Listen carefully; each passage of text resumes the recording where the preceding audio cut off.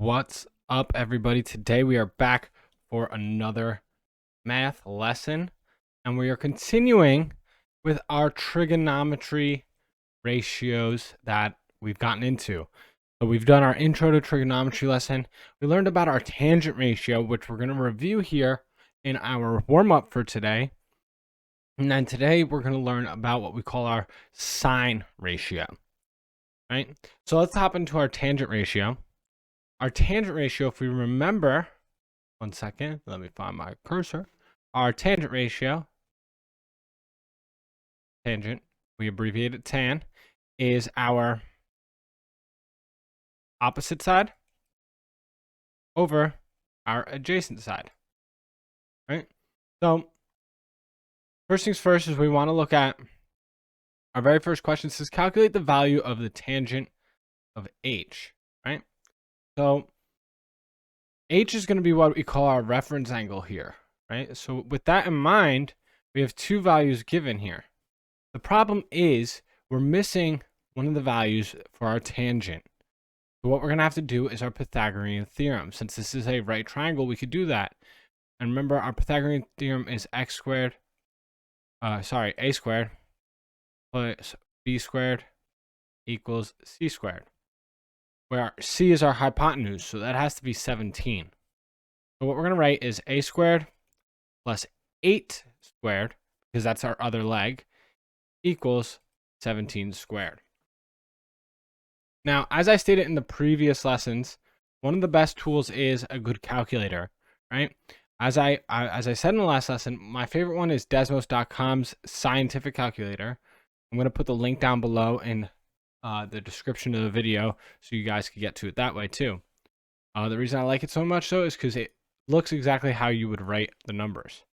So what we will get is a squared plus 64 equals, and when we do 17 squared, we get 289.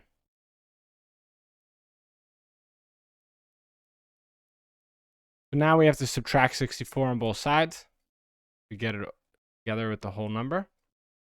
On the calculator, we'll type in 289 minus 64.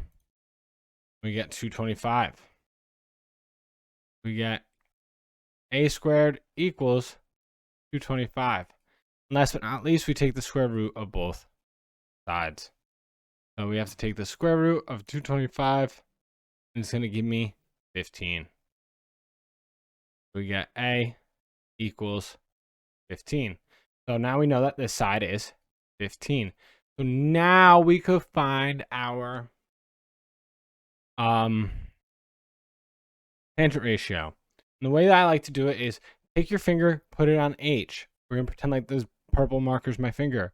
We're going to drag it across the triangle, and it's going to point, and we're going to run into this side here, EG.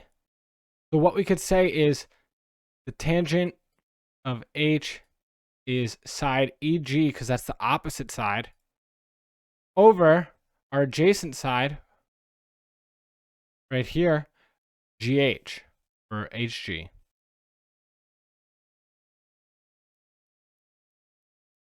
Which then we plug in the values, of course, and we get 8 over 15. Now, we can't simplify this fraction. This fraction's already simplified to the best it could be. So this is our answer right here.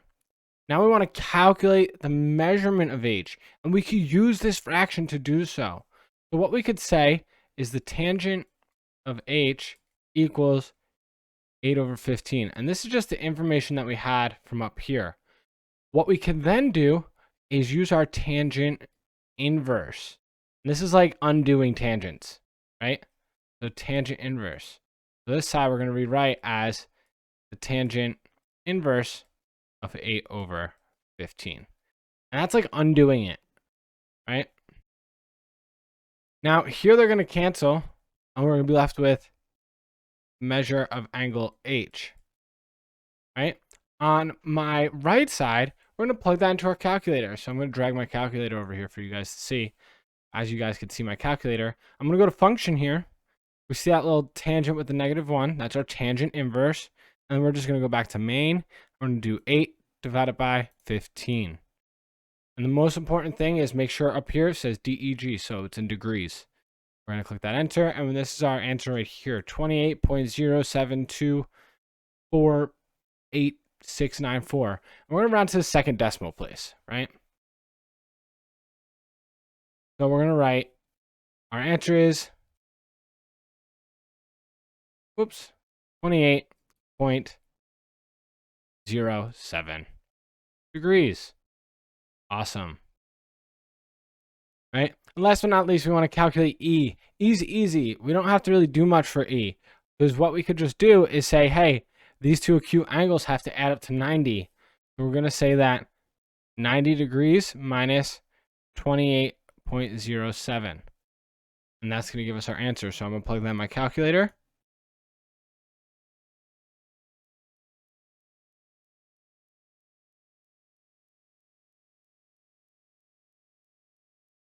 Sorry, I accidentally typed in the wrong thing. And that's going to give me the measure of angle E equals 61.93. And there we go. We answered all of our questions. And as I always tell y'all, if you're confused about any of this, pause your video and ask me for help, or ask Miss Harris or your teacher that is available. Another option, drop a comment down below and I'll get back to you as soon as possible. But make sure you guys ask for help if you're confused. It can't hurt. It can only help. So today, as I said, we're talking about the sine ratio, right? So all that we're doing is we're defining the relationship that creates a sine ratio. We're going to use the sine ratio to solve for unknown lengths. We're going to use a cosecant ratio, which is like the reciprocal or the flip of the sine ratio. We're going to talk about the relationship between sine and cosecant, and then we're going to use the inverse sine ratio to find the measurement of angles. Once again, it sounds like a lot, but it all kind of meshes together as one giant thing and one idea. So first up, what is our sine ratio? The sine, abbreviated SIN, of an acute angle in a right triangle is the ratio of the length of the side opposite the angle to the length of the hypotenuse. So it's our opposite side over our hypotenuse. So for our first example here, let's identify all three of our sides in this triangle. This is a good way to practice. It's always good to practice identifying these sides because people struggle with it. But first of all, put your finger on A because that's our reference, right? So here we see sine A, and then it says length side opposite A. We're going to put our finger on A, and then we're going to drag it across the triangle, and it's going to hit this side here.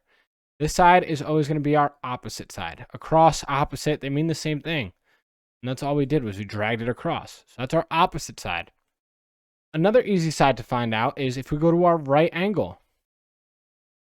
So if I go to my right angle, right here, and we drag across here, we're going to run into our special name side. It's called our hypotenuse. I'm going to abbreviate it hype.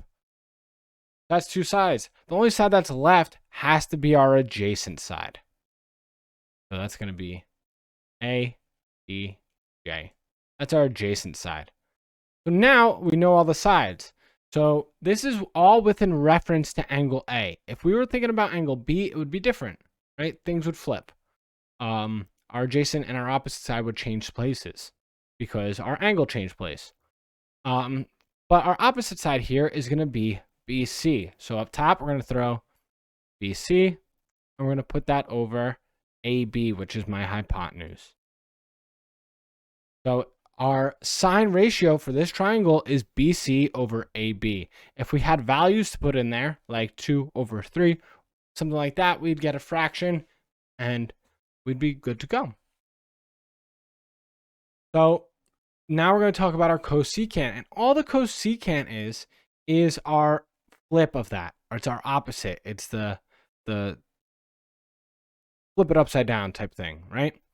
So the cosecant of an acute right angle in a right triangle is the ratio of the length of the hypotenuse to the length of the side that's opposite the angle. So this, like I said, it's the flip of our sine ratio. So sine and cosecant are flips of each other, right? And now this is where we're going to get to a part. There's a lot of naming going on.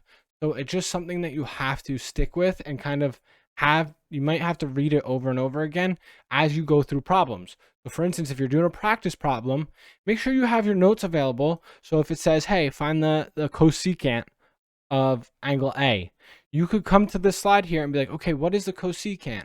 And you could look over your notes and then it'll jog your memory. It's not something that's going to stick in your head right away. You have to take that time and actually go back and use these notes to help you out. That's not cheating, that's learning. So now let's figure out what our cosecant is here, right? So our expression for cosecant is CSC, right? That means the cosecant. Somehow it got messed up down here and put SCS. So we're going to scribble that out. We're going to put CSC, the cosecant of A. And here, this question mark, it should be an angle sign, right? Those are two things we need to fix on this slide, keeping us on our toes. So we're trying to find the cosecant of A. So A is this is the same triangle as we had last time. So once again, if we drag our line across, that brings us to our opposite side.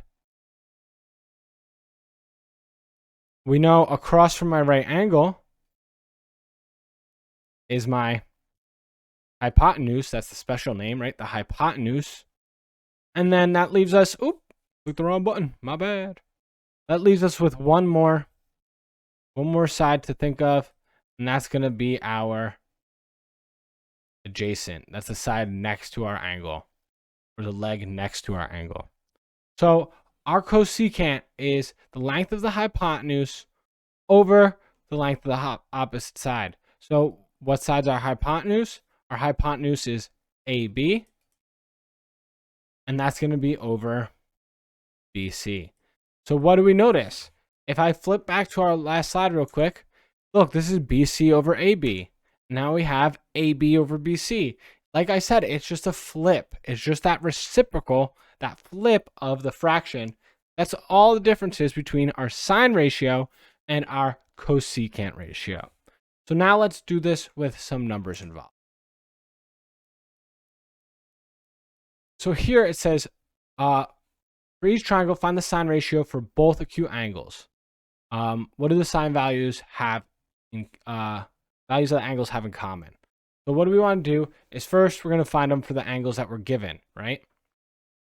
We're going to say sine of 21 degrees equals what? So the sine of 21 degrees is going to equal to what? Remember, it's our opposite side. So for this case, our opposite side is going to be 19.3. It's opposite of our angle. And then it's over our hypotenuse. So here's my right angle. Across from that is this 54. Boom. So there's my sine of 21. So last thing I want to do here is, since we have to compare these, it's easier to compare things as decimals, right? Fractions could be a little harder because they're going to have different denominators. So let's make it all into decimals, which just means we divide 19.3 divided by 54. And I get, and we're going to do the fourth decimal place, right? So we're going to go point 3574. That's that one, right? I'm going to draw a line here to separate it. So 0.3574. Now what I want to do is I want to find my other, while I'm at it, find my other angle here. So as I said, these two angles in this triangle have to add up to 90, right? Let's add up to 90 because a whole triangle equals 90. And these two, if they were 90, plus this 90-degree angle gives me 180. So the whole triangle has to add up to 180. 90 plus 90 equals 180. So what we could say then is, to find our other one, we just do 90 minus 21, which is our current value. And, or let me do this. 90 minus 21 to save space. And that's going to give me 69 degrees. So now we just want to figure out our next sine value. We do the sine of 69 degrees. So now, since we're looking at this top angle, right? We're looking at the 69-degree angle. Across from it is different. Our opposite is different. It's going to be 50.4. We're going to write 50.4 over 54. And once again, let's plug it into our calculator. I get 50.4 divided by 54. And that's going to give me 9.333 repeating, right? So 0.9333 repeating.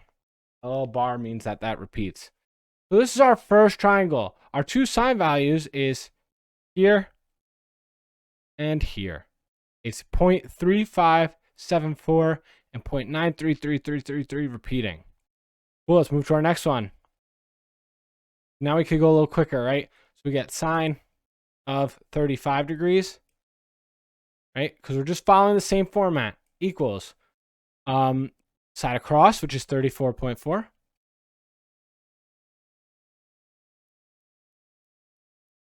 And then our hypotenuse across from our right angle, which is 60. I plug that into a calculator. 34.4 divided by 60. And we get 57.333 repeating. I'm going to put, or 0.5733 repeating. Right? Now, once again, we need to find that missing acute angle. Split this up. So I do 90 minus 35, which is going to give me 55 degrees. So then we could say, right here is 55 degrees. We're going to find our sine ratio of 55. Once again, the sine ratio is just our opposite, so 49.2, over our hypotenuse. The hypotenuse is the side opposite my right angle. So here's my right angle. Boom, there's the opposite. 60. Our hypotenuse should always be the same within the triangle. That should not change, whether we're looking at one angle for reference or our other angle for reference. So now, once again, plug it into your calculator, 49.2 divided by 60. And we get, oh, this is a nice simple number. We get 0.82. There's our two sine ratios here. Now, some of us might start seeing a pattern, some may not. So let's just do our last one. So we want sine of 39 degrees.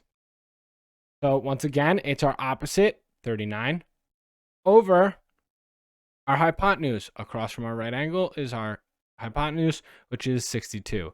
We get 39 over 62.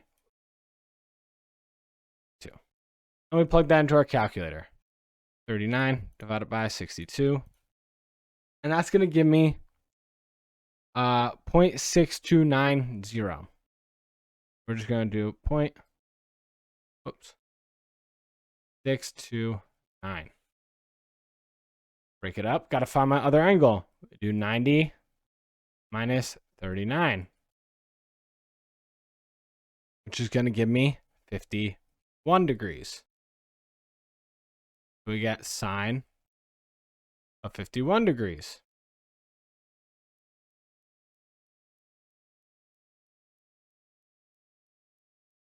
And what we get is, once again, let's fill it in our triangle, 51 degrees here.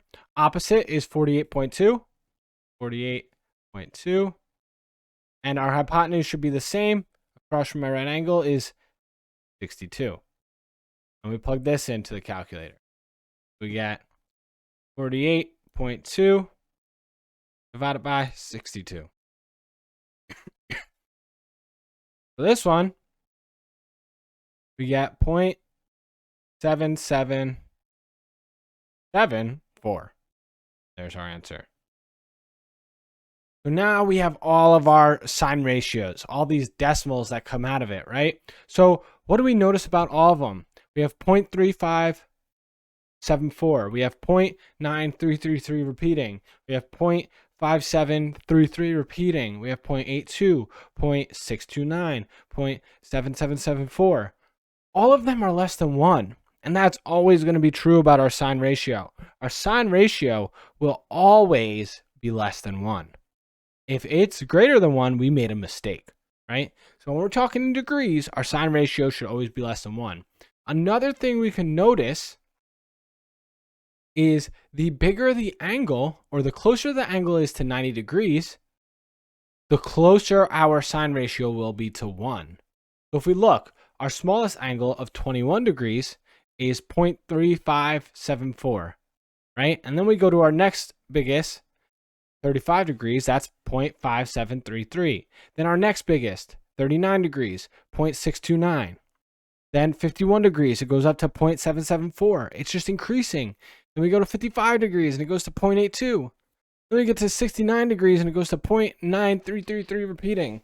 See how it's getting closer to that whole number of 1 as we get bigger. And that's the thing, the sine ratio of 90 is going to be 1. If you plug that into your calculator, right, we get sine 90, it equals 1. That's just some information about our sine ratio.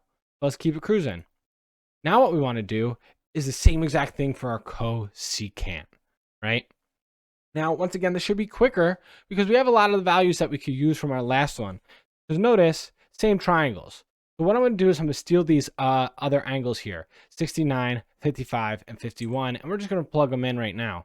So we get, up here we have 69 degrees.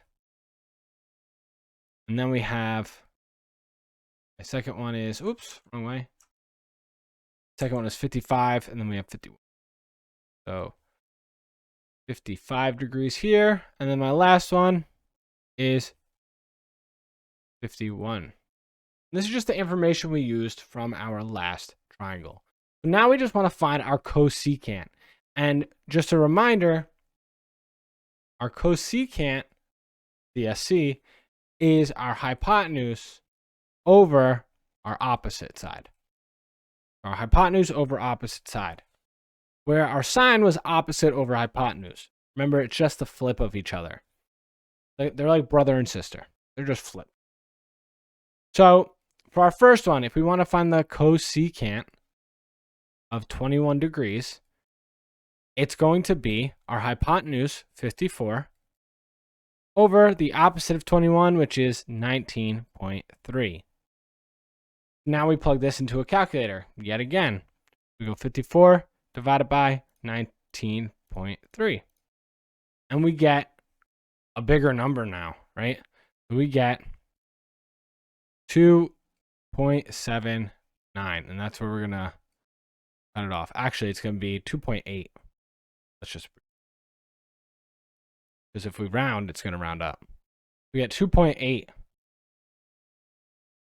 And then our next one, we want to find, we don't have that middle math here because we already know the angles. We get the cosecant of 69 degrees, right? And once again, it's going to be 54 because that's my hypotenuse. It stays the same. But now, across from 69 degrees is 50.4. 50.4. So once again, we divide 54 divided by 50.4. And for this one, we get 1.07. 1.07. And those are the cosecants for our first triangle, the two acute angles. When we move to our second one, we get the cosecant of 35 degrees, which is going to be my hypotenuse of 60 over my opposite, which is 34.4. So when we plug that into a calculator, we get 60 divided by 34.4. That's going to give me 1.74. And then we want to find our cosecant of 55 degrees, which is going to equal 60 over, now what's the opposite of our 55 here? 49.2. 49.2. Once again, plug it into a calculator. 60 divided by 49.2. And that's going to give me whoops, 1.22. We're going to round it to 1.22. And last triangle. My last triangle, we want the cosecant of 39 degrees, which is going to equal what? Or sorry, I wrote this wrong. Whoops. I wrote it wrong here too. Shouldn't be any equal sign. So it should be cosecant of 39 degrees equals, there we go. And 39 degrees, it's our hypotenuse of 62 over our opposite side of 39 millimeters, not degrees. So then we do 62 divided by 39. Enter, and we get 1.59. And then last but not least, we get the cosecant of 51 degrees, which equals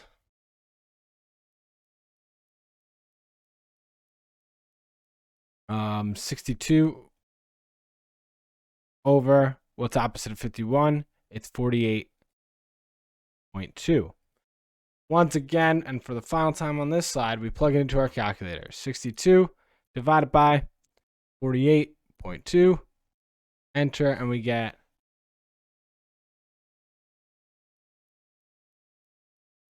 1.29.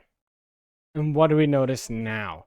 Well, now all of my numbers, 2.8, 1.74, 1.59, 1.29, 1.22, 1.07, they are all bigger than 1. So our cosecant is going to be bigger than 1. The sines are going to be less than 1. Our cosecant is going to be bigger than 1.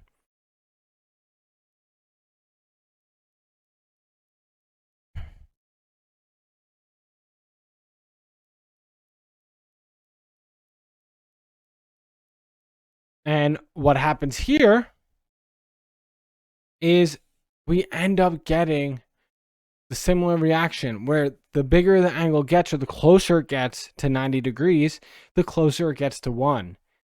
Except now it's decreasing and getting closer to 1, right? The same thing. And this is our cosecant. So what happens to the sine and cosecant values of the angle as the measure angle increases? When they both increase, we could say that the closer they get to, so the closer they get 90 degrees, then the closer the ratio gets to 1. And that's the rule, right? The closer our angle gets to 90 degrees, well, let me change this they to closer the angle. The angle gets, and the closer ratio gets to 1. There we go. That's what we noticed. So now we just want to do, we want to just practice a little more, and we want to find the sine values for 30 degrees, 45 degrees, and 60 degrees. So in this triangle here, we have our 30, 60 should be here, 90-degree triangle, and then this would be a 45, 45, 90. So all we have to do is find our sine ratios. So first of all, let's do it for our 30 degrees. So we get sine of 30 degrees equals, and now we have to figure out, hey, what's my opposite side? Opposite of 30, bring it across, it's going to be 4. Over my hypotenuse, which is across from my right angle, which is 8. One way to know what your hypotenuse is, it's always going to be your biggest side. So we have 4 over 8, which is really just like 1/2. So the sine of 30 degrees is 1/2. Wow. There's a revelation, right? A realization, I mean. So sine of 60 degrees now. right? What's opposite of 60?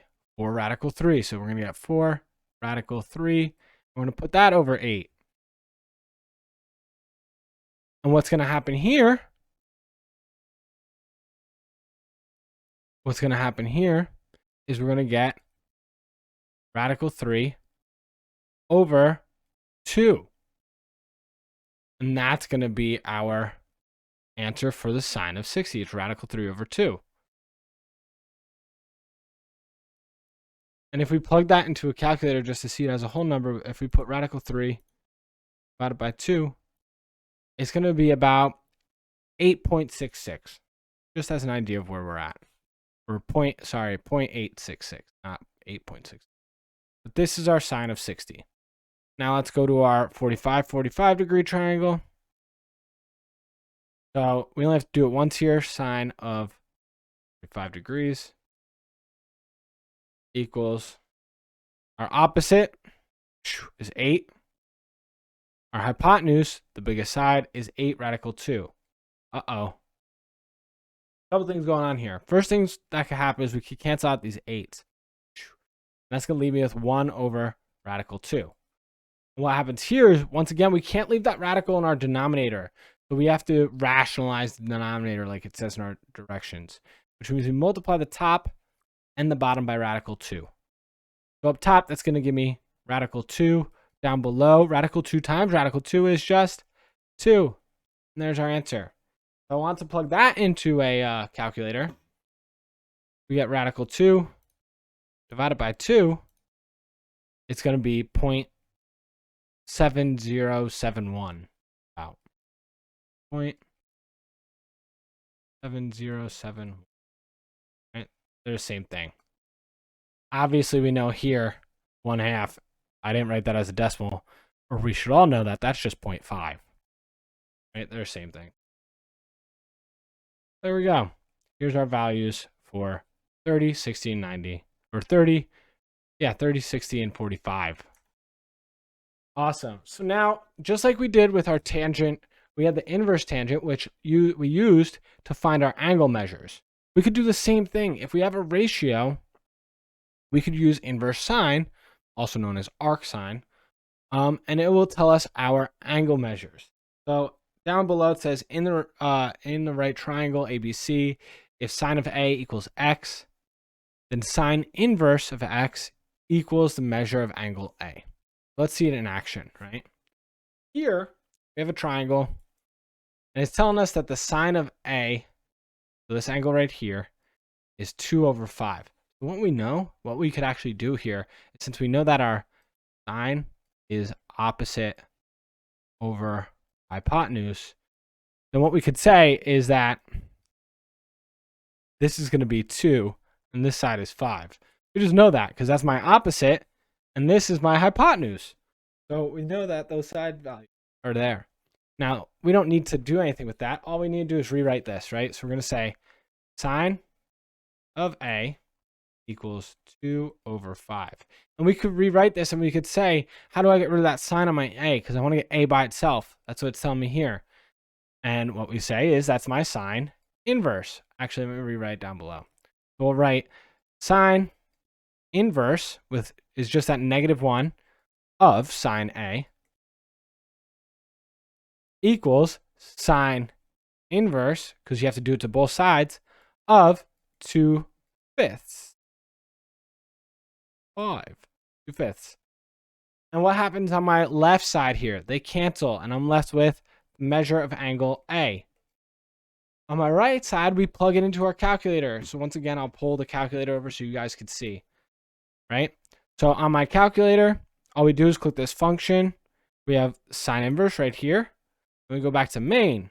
We do 2 divided by 5. Looks exactly like what I had on my PowerPoint. And here's my answer. It's going to be 23.58. We're going to round it to. So 23.58 degrees. So on here, we get 23.58 degrees. And there is my answer for measure of angle A. Awesome. And that's how we use our sine inverse. So let's do it one more time. Now we want to do it for B. It says determine the ratio for sine B, and then use it to find the sine, inverse sine, to calculate the measure of angle B. So B's right here. So we know that this is going to be my opposite, 11, and then 25 is my hypotenuse. And we know that our sine ratio is opposite over hypotenuse. This is one way to just memorize it, guys, is writing it over and over again, right? It sticks in your head eventually. That's how I learned it. It took me until college, I think, because in high school I was lazy and I didn't feel like learning it. But it's our sine ratio is opposite over hypotenuse.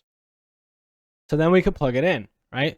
So we say the sine of B, that's what we want the sine of, is our opposite is 11 over our hypotenuse of 25. But we want to find the measure of angle B. So then we have to say our sine inverse in order to get rid of this sine here of sine B equals the sine inverse, because if you do it to one side, we have to do it to the other, of 11 over 25.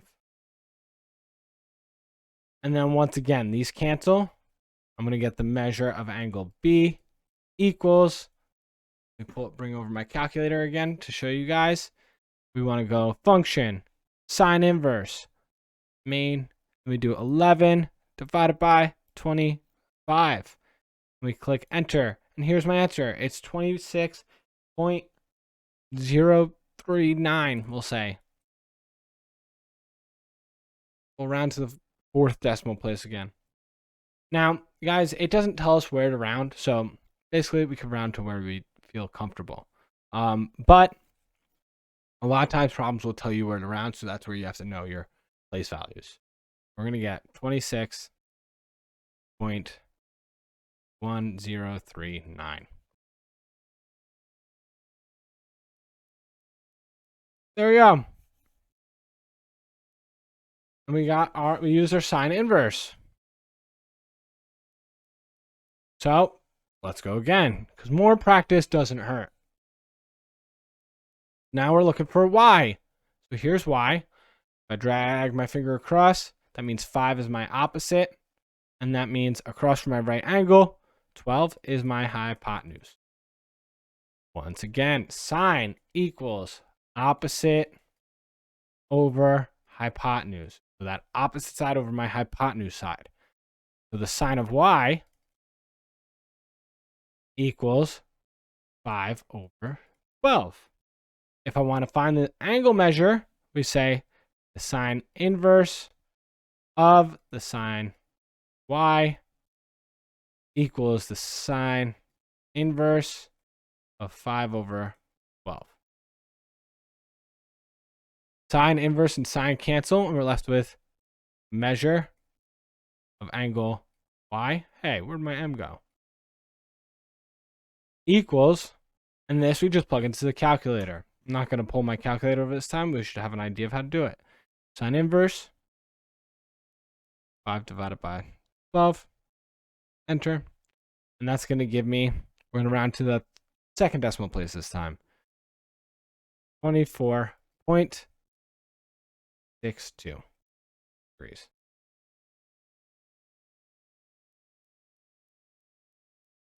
There we go. We used our sine inverse once again. And then the best thing is you guys could use this in word problems. And I know how much we all love word problems. So I'm going to read this first one. It says, the movable bridge shown is called a double leaf bascule bridge. It has a counterweight that continuously balances the bridge deck or leaf throughout the entire upward swing, providing an open waterway for boat traffic. The counterweights on the double leaf bridge are usually located below the bridge decks, right? So these counterweights, they help lift the bridge. That's basically what it's saying. The length of one leaf or deck is 42 feet, as we can see in the picture. Our deck is 42 feet here, right? That's our hypotenuse of this triangle that's created. The maximum height of an open leaf is 30 feet. So if we open it all the way up, it's 30 feet from where it would normally be laying flat. It's asking us to calculate the measure of the angle formed by the movement of the bridge. If we were to label this, we could say that 42 is my hypotenuse and 30 is the opposite side. And as we know, our sine ratio is equal to the opposite over hypotenuse. So we could write the sine ratio for x. So we could say the sine of x equals 30, our opposite side, over 42. But we want to find out what x is. So we could rewrite this as sine inverse of sine x equals sine inverse of 30 over 42. My sine inverse and sine cancel, and we're left with x equals, and then right here, we just have to plug it into a calculator yet again. We do sine inverse, 30 divided by 42. We click enter, and we get 45.58. So this is going to be 45.58 degrees. And there is my answer. When we open this bridge all the way up, it opens up to 45.58 degrees. And one more. Now we have the Leaning Tower of Pisa in Italy, right? It was built on unstable land. As a result, it leans, right? As we could see from this little picture we got here. And it says the height of the tower is approximately 55.86 meters from the ground. On the low side, and on the high side, it's 56.7 meters from the ground. On the high side, sorry. The top of the tower is displaced horizontally by 0.39 meters as shown. Determine the angle at which the tower leans. So in order to do that, we have to figure out what height do we need to use here, right? So we know that this measurement here is 3.9 meters. But are we looking at the high side or the low side? Well, we're looking at the high side here. So we want to use 56.7. They try to trick us here. So let's label this 56.7.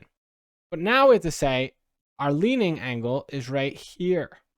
So what are the two sides that we're given? We're given our opposite side, which is 0.39, and then we're not given our hypotenuse here. What we're given is the height of this side, which is going to be my adjacent side. We have opposite over adjacent. Wait, that's not my sine. That's what we learned the other day. That's my tangent. Our tangent is opposite over adjacent.